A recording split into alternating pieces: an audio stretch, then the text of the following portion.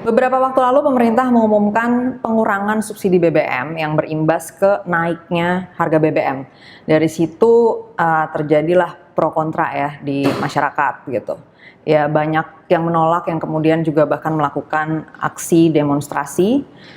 Dan tapi cukup banyak juga sebenarnya yang mendukung keputusan tersebut. Nah hari ini kita mau bahas isu yang lebih mendasar lagi sebenarnya dari itu ya. Yaitu apakah selama ini masyarakat tahu BBM itu disubsidi gitu. Tahu nggak sih bahwa harga BBM yang mereka bayarkan itu bukan harga benerannya gitu, tapi sudah disubsidi sebagian dengan APBN. Itu pertama. Dan yang kedua, buat mereka yang tahu dan yang nggak tahu, masing-masing apakah memandang kebijakan itu adil. Nah itu yang akan kita bahas dalam episode kali ini bersama dengan Mas Saiful Mujani.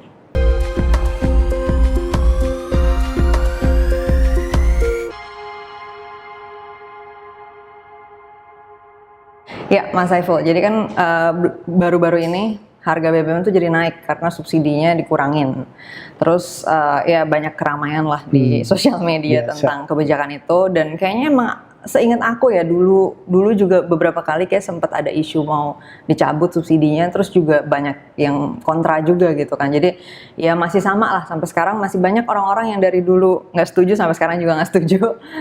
Banyak juga yang udah berubah mungkin nggak setuju jadi setuju. Tapi intinya banyaklah suara-suara nih di masyarakat tentang si kebijakan pengurangan subsidi BBM ini. Bahkan belum pada level pencabutan ya, karena kayaknya pemerintah juga nggak siap kalau misalnya langsung naik sejauh itu kali ya. Jadi subsidinya dikurangin sebagian.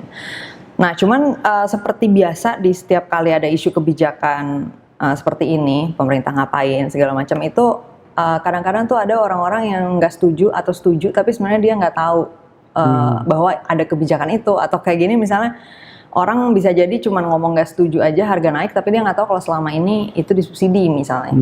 Nah dengar-dengar Mas Saiful punya datanya nih ya, bener nggak nih publik tuh sebenarnya selama ini tahu nggak sih bahwa harga BBM yang mereka bayarkan tuh nggak sesuai aslinya. Dan kita mau lihat nantinya mungkin sebarannya berdasarkan partai yang mereka pilih, ya nggak sih? Karena pada level partai juga ada pro kontra kan, ada partai yang pro dengan pengurangan subsidi, ada yang kontra dengan pengurangan subsidi, dan kita mau lihat apakah match dengan pemilihnya misalnya gitu, dengan konstituen mereka. Oke, Kania, terima kasih. Iya.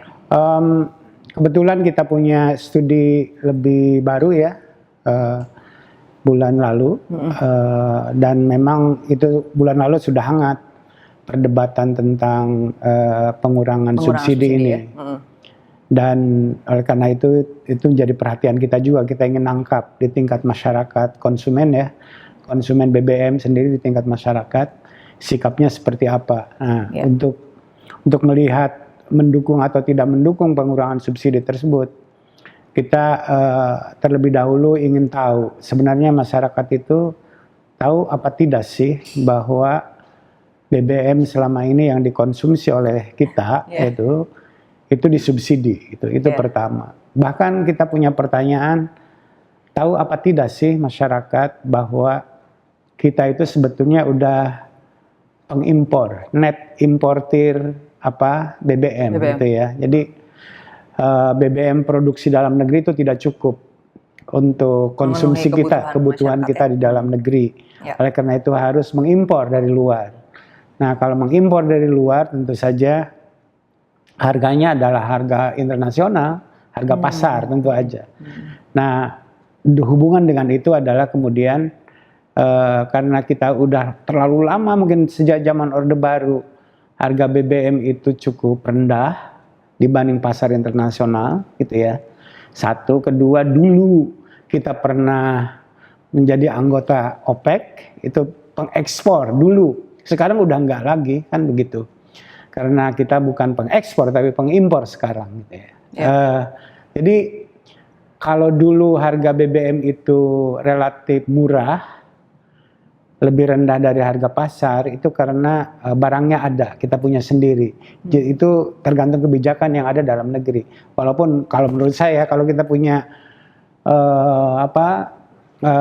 BBM cukup besar dalam negeri dan harganya bagus di luar, mending dijual aja, Iya, diekspor ya. supaya dapat penghasilan Margin yang untung. bagus, kira-kira begitu. Tapi kan tidak begitu kebijakan yang sudah berlangsung. Ya. Nah itu satu. Kedua, karena udah begitu lama, itu saya ingat pada waktu Presiden SBY menaikkan harga BBM, itu menaikannya dari harga sekitar 2.000-3.000-an waktu itu ya. Itu rame, itu agak heboh gitu ya. Dan total keseluruhan subsidi pada zaman Pak SBY itu cukup besar ya. Dan walaupun itu dinaikkan terus, karena tetap harga BBM itu dijaga supaya relatif rendah gitu, tidak terlalu ekstrim sama dengan harga di pasar. Nah sekarang pada zaman Pak Jokowi juga pernah naik turun gitu ya harga BBM, dan yang terakhir ini mungkin terasa gitu ya kebutuhan untuk menaikkan itu karena harga BBM di pasar internasional naik. Jadi kenaikan harga BBM itu yang kita alami sekarang ini itu bukan khas kita, tapi itu adalah gejala global gitu ya di semua negara. Bahkan Arab Saudi yang memproduksi BBM-nya besar itu pun menaikkan harganya di dalam negeri mereka gitu ya, karena menyesuaikan dengan harga internasional tersebut. Nah, kita punya survei tentang apakah masyarakat tahu bahwa harga sekarang yang katakanlah Pertalite yang sebelumnya 7.000-an sekian, apakah itu disubsidi atau tidak. Nah ternyata masyarakat umumnya itu tidak tahu bahwa BBM lebih murah karena disubsidi. 68% gitu ya yang nggak tahu ya? Iya, yang tidak tahu. Jadi yang tahu hanya 32%. Iya. Itu agak mengherankan buat saya kan ya, karena dugaan saya masyarakat tahu bahwa beli bahasa sehari-hari kita bensin gitu ya, ke tempat penjualan bensin itu dengan harga begitu saja, tidak sadar bahwa harga itu tidak sesuai dengan harga pasar yang sebenarnya. Iya, baru tahu juga nih aku. Itu bahwa masyarakat kebanyakan tidak tahu bahwa harga itu adalah harga yang sudah dikendalikan oleh pemerintah gitu. Tapi ya. sebenarnya cukup nggak mengejutkan juga setelah aku pikir-pikir lagi, karena aku ingat waktu itu pernah dalam isu yang lain ya, di isu pajak sebenarnya itu waktu itu lagi bahas pajak, ternyata cukup banyak orang nggak tahu kalau pertama setiap dia belanja dia tuh bayar pajak, jadi dia nggak tahu kalau ada PPN. Terus yang kedua, jadi dia kira yang bayar pajak tuh cuma yang kerja doang, karena itu bayar pajak lewat gaji gitu. Nah terus yang kedua, banyak masyarakat juga ternyata nggak tahu kalau misalnya kebijakan pemerintah kayak gini, subsidi atau apa tuh dari duit pajak mereka gitu. Itu cukup mengejutkan pada saat aku pertama tahu. Tapi memang jadi ketika melihat ini kan ya tidak terlalu terkejut. Iya, ini lumayan emang karena agak lebih kompleks lah ini isunya dibanding itu, karena subsidi, itu kan harusnya dasar banget yang tadi kan. Tapi itu ternyata juga cukup banyak yang nggak tahu. Cuman nggak nyangka aja angkanya 68%. Sebenarnya ya 68% orang tidak tahu bahwa BBM yang dikonsumsi kita itu disubsidi pemerintah. Subsidi sih tidak apa-apa menurut saya kan ya, kalau kita memang punya uangnya untuk itu gitu ya.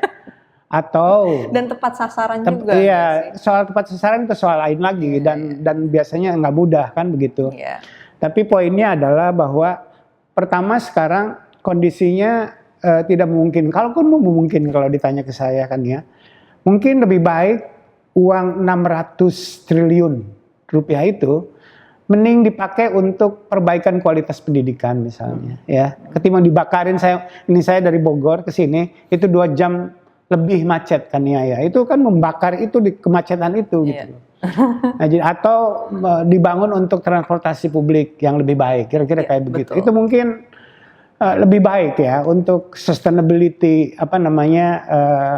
kebijakan dan ekonomi kita itu, ketimbang finansial juga. Iya, gitu ya. Secara finansial kita lebih sehat dan lebih kompetitif juga gitu ya, dan kalau kita punya uang dari pajak itu kan sebagian dari pajak, tidak semua dari pajak tentu, tidak semua dari pajak rakyat langsung seperti itu, karena negara juga kan punya perusahaan, punya tambang dan sebagainya kayak begitu, dan itu sumber penghasilan untuk negara.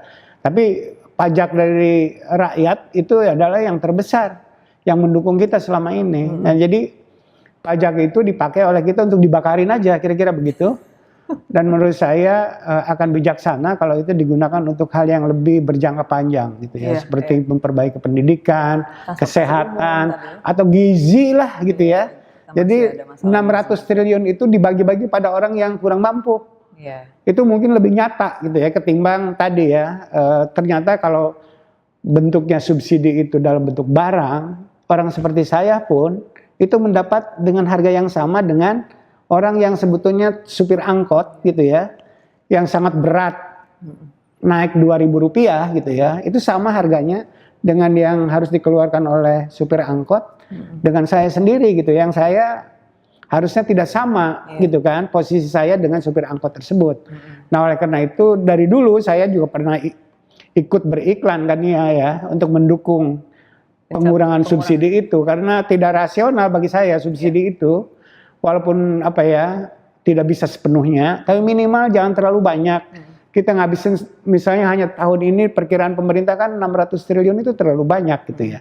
600 triliun kalau dipakai untuk tadi yang saya sebutkan, perbaikan pendidikan, perbaikan kesehatan, perbaikan gizi dan sebagainya, itu mungkin akan lebih terasa dan lebih adil. Karena orang yang lebih mampu kan nggak membutuhkan itu. Mereka sudah mampu mau sekolah, fasilitasnya sudah ada, mau makan yang bergizi mampu membelinya dan seterusnya. Tapi orang yang di bawah, yang miskin dan seterusnya pasti tidak mampu untuk itu. Sebaiknya yang 600 triliun itu dialokasikan ke sana menurut saya, daripada membantu orang seperti Kania yang sebetulnya tidak layak dibantu gitu loh. Untuk hidupnya, kira-kira kayak begitu kan ya. Itu baru adil menurut saya. Oleh karena itu, tapi juga menarik kan ya. Kita punya pertanyaan, apakah adil kalau orang yang mampu dan tidak mampu membeli barang dengan harga yang sama, gitu ya? Bukan membeli barang dengan harga yang sama, kalau orang mampu dan tidak mampu sama-sama dibantu oleh pemerintah, ya kan? Supaya dia bisa membeli BBM gitu kan? Mayoritas kita menemukan tidak adil, 61% kan ya, sebenarnya. Gitu ya. Cuma sikap ini hanya pada orang yang tahu bahwa BBM itu disubsidi oleh pemerintah, yang 32% tadi kan ya. Kalau 32%, sikap yang 32% tuh udah benar begini. Jadi tugas pemerintah sekarang adalah memastikan dan mengkampanyekan kepada masyarakat bahwa selama ini kita itu membeli atau mengkonsumsi BBM itu dengan harga subsidi, bukan harga sebenarnya di pasar. Dan itu sebenarnya tidak baik. Untuk siapa? Untuk perbaikan, sebutlah tadi pendidikan dan seterusnya yang harusnya itu lebih diutamakan. Dan juga sebetulnya udah mulai muncul pendapat misalnya dari Ibu Sri Mulyani, Menteri Keuangan, atau dari Presiden Jokowi, 70% subsidi itu dikonsumsi oleh orang-orang yang mampu. Itu harusnya terus dikampanyekan supaya orang tahu bahwa subsidi itu tidak bijaksana dan tidak adil gitu ya. Kecuali kalau partai politik ya, bisa saja pokoknya tergantung posisi partainya atau posisi politiknya. Apapun, kalau dia oposisi, apapun yang dikatakan pemerintah pasti tidak setuju. Itu biasa gitu loh. Setidak-tidaknya kita paham substansinya seperti apa. Nah ini hanya main politik aja kira-kira kan kayak begitu. Nah, oleh dan nggak apa-apa juga gitu kan. Iya, dalam demokrasi ya bagusnya selalu ada ini. Begitu, iya nggak apa-apa gitu ya. Tapi substansinya kita tahu gitu kan ya. Nah dalam konteks ini juga saya tertarik kan ya untuk melihat sebenarnya pendukung partai-partai politik dan pendukung calon-calon presiden kita kan udah mau pemilu. Mestinya subsidi ini kan kebijakan publik. Perdebatan tentang ini kan mestinya penting gitu ya, antara partai politik maupun antara calon presiden. Saya belum tahu bagaimana sikap Pak Prabowo, sikap Anies misalnya tentang kenaikan subsidi ini, kenaikan harga BBM ini dan pengurangan subsidi ini. Itu satu. Nah kemudian kita melihat pendukung mereka ini sebetulnya melihat subsidi itu adil atau tidak gitu ya. Juga selanjutnya kita tahu kan ada seperti PKS, seperti Demokrat sekarang, karena itu berada di luar kubu pemerintah, mereka bersikap menentang pengurangan subsidi ini, kan? menyuarakan ke publik secara terbuka agar menentang kebijakan itu. Nah, bagaimana dengan pemilih mereka? Apakah ada konsistensi, apa hubungan positif antara opini di tingkat elit dengan para pendukungnya, Ania? Kita perlu melihat itu, kan ya, karena ya apa namanya, bedah politik namanya juga kita bicara tentang itu. Nah, kita melihat bahwa misalnya ya tadi yang tahu dan tidak tahu itu sebetulnya cukup merata, bahwa mayoritas warga memang tidak tahu bahwa BBM itu disubsidi. Itu kecuali Nasdem ya, yang berimbang. Itu imbang ya. Nah, pada pemilih Nasdem itu orang yang tahu itu disubsidi dan tidak subsidi seimbang. Selain itu partai-partai lain termasuk PKS sendiri yang saya punya harapan pemilih PKS ini cukup literate dengan kebijakan publik gitu ya. Ternyata yang tidak tahu lebih banyak daripada yang tahu gitu ya. 63% yang tidak tahu bahwa itu disubsidi BBM itu ya. Bagi saya itu menarik gitu ya.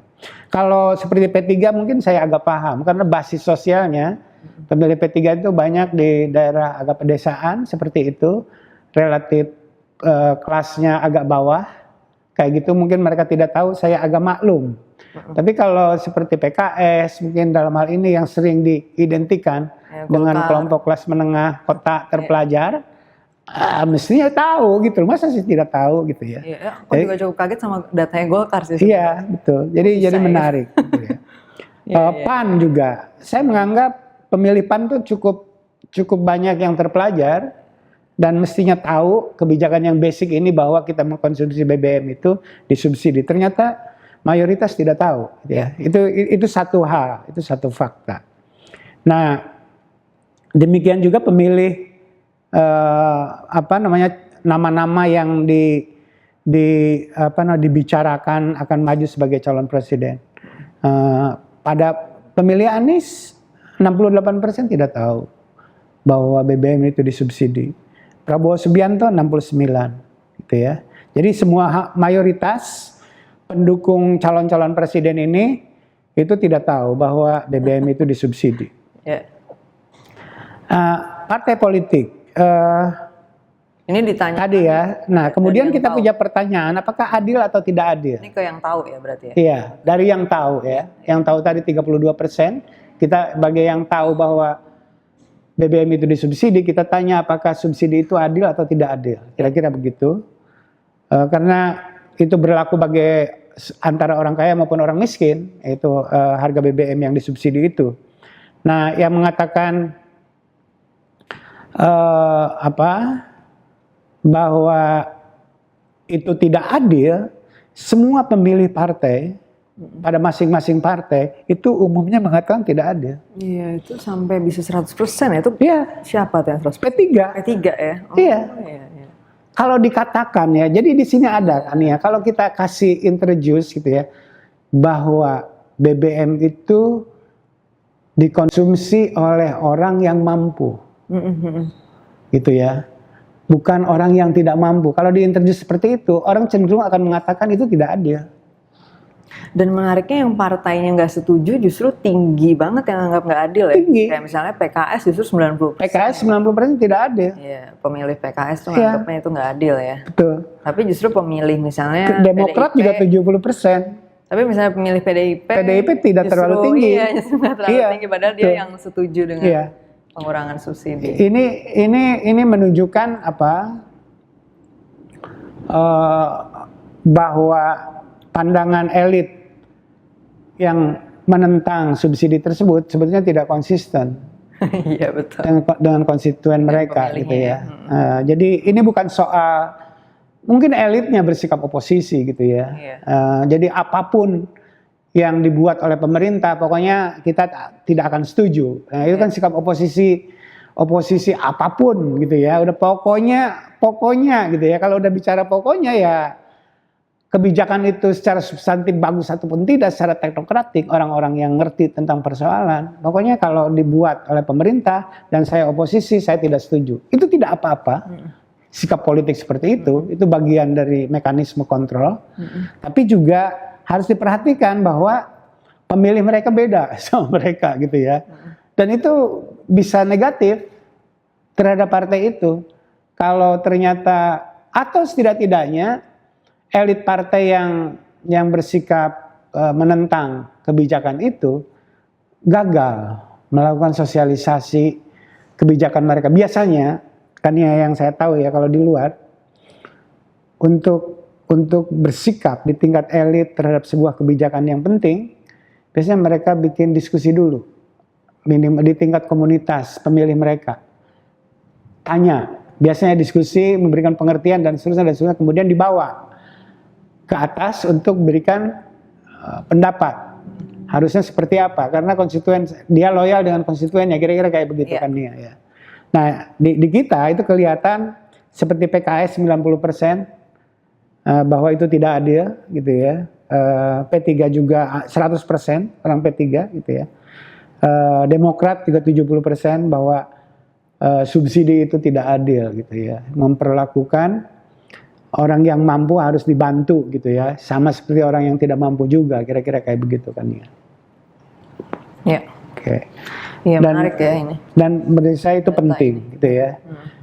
Soal representasi, soal keterwakilan, sikap terhadap sebuah kebijakan di tingkat massa, apakah mereka bersuara mencerminkan sikap pendukung mereka atau tidak, kira-kira kayak begitu.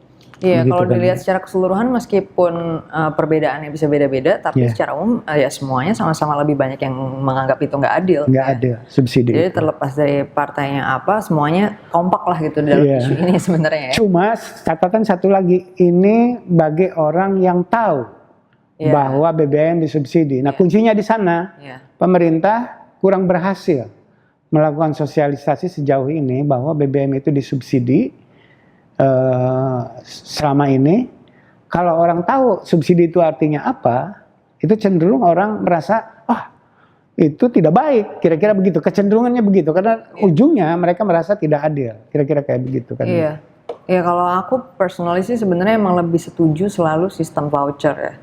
Baik itu untuk BBM maupun misalnya untuk sekolah, supaya orang bisa memilih dan supaya lebih tepat sasaran juga gitu. Nggak semua orang mungkin perlu dibantu gitu kan, untuk entah itu bayar bensin ataupun bayar sekolah bahkan misalnya. Jadi kalau misalnya yang butuh ya kita kasih voucher.